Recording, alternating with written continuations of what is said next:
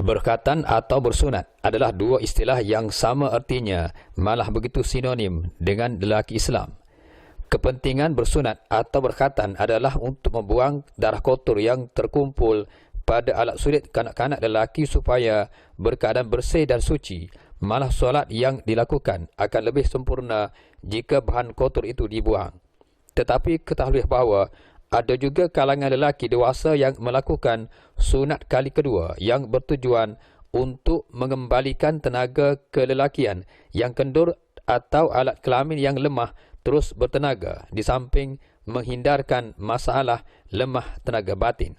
Hal umpama ini tidak diketahui oleh semua lelaki kerana banyak kes-kes perceraian yang turut melibatkan lemah tenaga batin dan alat kelamin yang tidak bertenaga berpunca daripada masalah pihak lelaki sendiri. Isteri yang belum mencapai tahap kepuasan seks secara maksimum akan menyalahkan suami-suami mereka yang terbeban dengan masalah lemah tenaga seks itu. Kurang tenaga kelelakian maupun lemah tenaga batin bukan suatu perkara kecil dan remeh. Malah pesakit tidak sewajarnya mendiamkan diri jika menghadapi masalah sedemikian. Akibat terlalu malu menerima rawatan, apatah lagi terdapat segelintir lelaki yang terlalu ego tidak akan mempedulikan masalah mereka lalu membiarkannya sehingga kepada tahap yang kritis. Bagi menjelaskan perkara dan fenomena ini, wartawan Seri TV berkesempatan mewawancara pakar merawat masalah sedemikian yang juga seorang mudim, Muhammad Azman Haji Mahmud dari Kampung Pauh Panji, Kota Baru, Kelantan.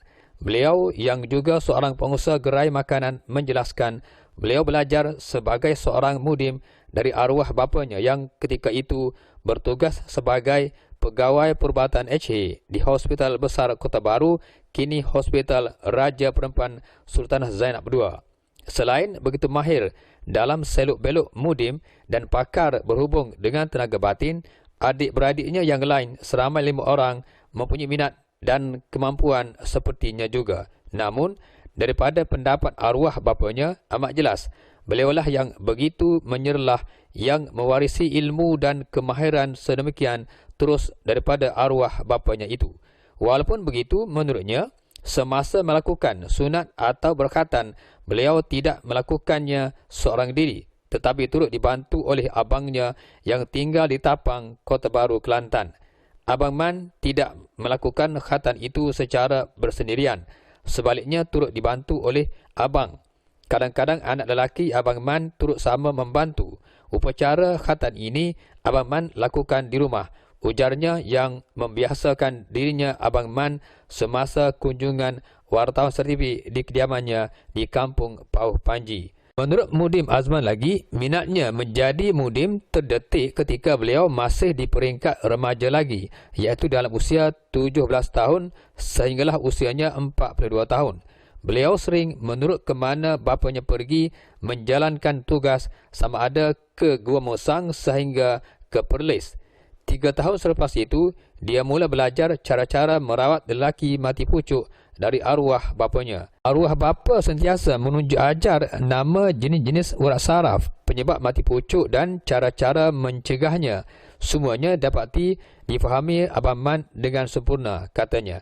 Beliau menjelaskan penyebab orang mati pucuk berikutan darah yang mengalir melalui urat dan saraf berkenaan tidak begitu sempurna. Apatah lagi, pesakit mati pucuk itu sewaktu disunatkan dahulu tidak mengeluarkan darah. Keadaan ini amat membahayakan alat kelamin pesakit kerana sepatutnya darah tersebut dapat terus mengalir. Contoh jelas apabila pengalaman beliau merawat seorang lelaki yang cuba membohonginya, kononnya alat sulitnya itu masih berkeadaan baik. Sebaliknya apabila beliau merawatnya, didapati dengan jelas alat sulit lelaki tersebut sangat lemah. Akhirnya lelaki tersebut mengaku kerana tembelangnya cuba menyembunyikan hakikat sebenar telah diketahui.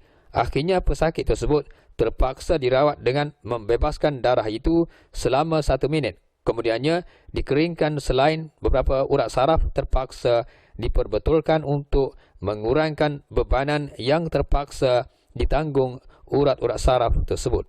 Mudim Azman menjelaskan lagi masalah mati pucuk yang ditanggung oleh penghidapnya kerana beberapa sebab, umpamanya kerana memakan ubat untuk menguatkan tenaga seks seperti Viagra dan ubat tahan lama, melakukan jima ketika isteri datang haid, serta individu yang sememangnya mempunyai sejarah penyakit darah tinggi, kencing manis dan masalah jantung. Menurutnya, beliau melakukan upacara sunat dan khatan mulai kaedah moden dan bukannya secara tradisional.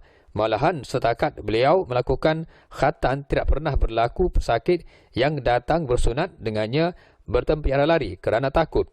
Setakat ini juga pesakit yang pernah menerima rawatannya tidak pernah memberikan komen atau menunjukkan rasa tidak puas hati berhubung khidmat yang telah dicurahkannya. Bersunat cara moden dan tradisional adalah hampir sama sahaja dan tidak betullah kalau dikatakan bersunat di hospital penyebab kepada ramai yang mengalami masalah mati pucuk. Cuma yang bezanya ialah dari segi tekniknya sahaja. Katanya memperbetulkan dakwaan kononnya berkhatan di hospital penyebab mati pucuk. Abang Man juga banyak menerima pesakit yang bermasalah seperti masalah zakar, alat kelamin yang tidak mempunyai takut dan adanya ketumbuhan ganjil datang berubat, katanya. Mudim Azman menambah, di zaman arwah bapanya tidak mempunyai masalah sebagaimana di zaman ini.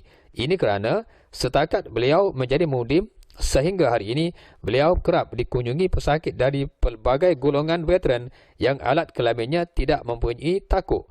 Alat kelamin yang tidak mempunyai takut kerana beberapa sebab, umpamanya tidak pernah bersunat ataupun pihak mudim tidak pernah menyentuh bahagian tersebut, menyebabkan kulitnya telah serasi dengan alat kelamin berkenaan. Beliau juga banyak menerima kanak-kanak yang ingin berkhatan tetapi tidak diterima oleh pihak hospital kerana beberapa masalah tertentu.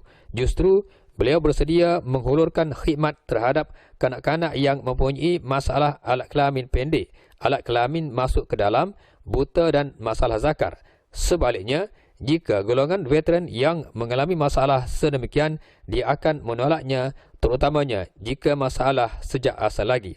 Mudim Azman turut menyentuh tentang masalah alat kelamin lelaki Melayu akan mengalami daya tahan yang agak lemah apabila seusia seseorang itu telah mencecah 40 tahun ke atas ataupun 90% dari kalangan mereka terdedah kepada masalah sedemikian.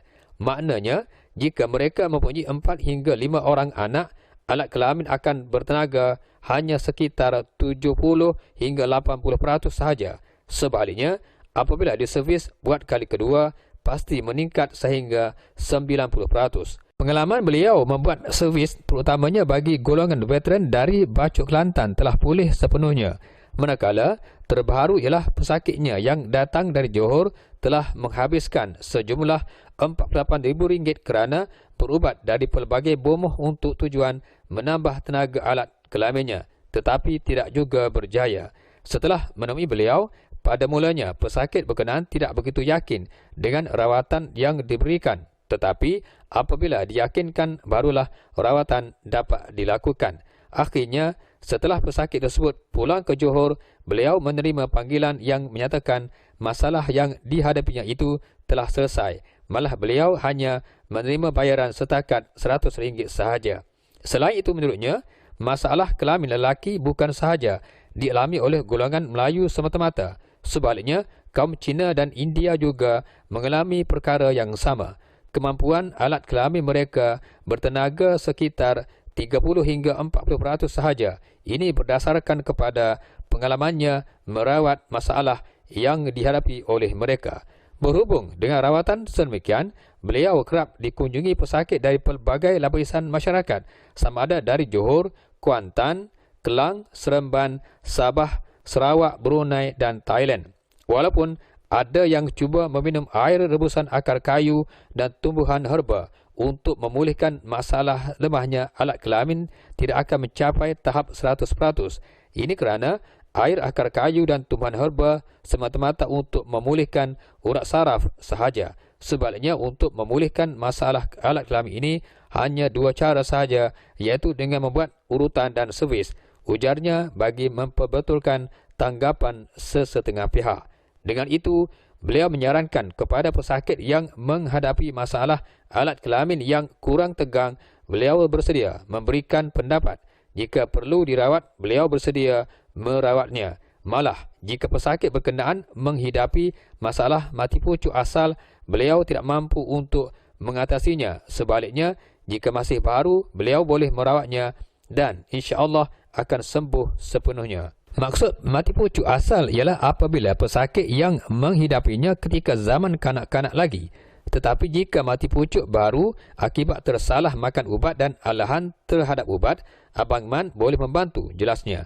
Mudim Azman juga ingin mengulangi bahawa beliau tidak akan membantu pesakit yang menghidapi serangan darah tinggi, jantung dan kencing manis melebihi tahap 10%, di samping golongan telah berusia 70 tahun ke atas.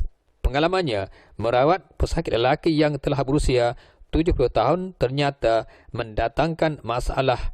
Lelaki tersebut yang berhajat untuk memperisterikan seorang gadis berusia 23 tahun pada mulanya tidak mampu dipulihkan. Ini kerana golongan berkenaan mempunyai struktur urat saraf yang rapuh. Jika diikat juga, struktur urat saraf tersebut akan putus dan jika tersalah langkah, pesakit akan menemui maut. Walau bagaimanapun, atas usahanya tanpa mengenal putus asa dengan niat untuk membantu, akhirnya pesakit tersebut dapat dipulihkan tetapi sememangnya bermasalah.